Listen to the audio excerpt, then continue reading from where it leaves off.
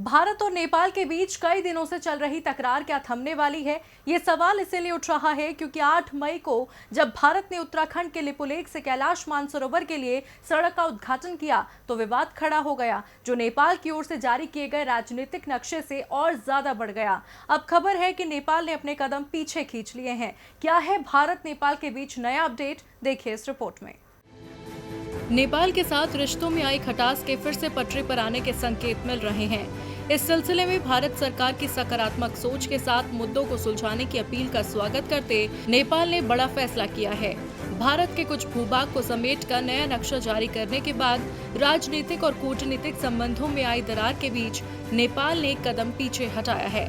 असल में नेपाल की तरफ से जारी नए नक्शे को देश के संविधान में जोड़ने के लिए संसद में संशोधन का प्रस्ताव रखा जाना था, लेकिन नेपाल सरकार ने ऐन मौके पर संसद की कार्यसूची से संविधान संशोधन की कार्यवाही को हटा दिया।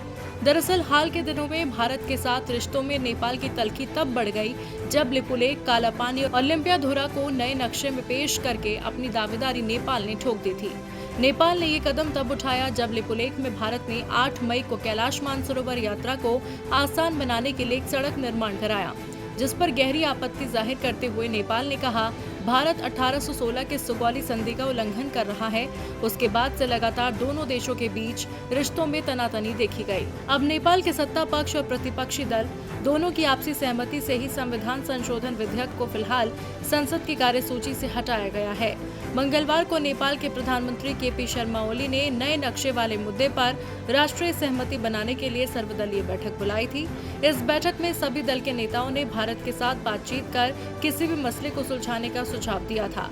भारत के साथ द्विपक्षीय वार्ता का माहौल बनाने के लिए नेपाल ने अपनी तरफ से एक कदम उठाया है। भारतीय विदेश मंत्रालय ने नेपाल से बातचीत के लिए माहौल बनाने की मांग की थी। नेपाल ने नए नक्शे को संसद में पेश न कर कूटनीतिक परिपक्वता का उदाहरण दिया है। DB लाइव की रिपोर्ट।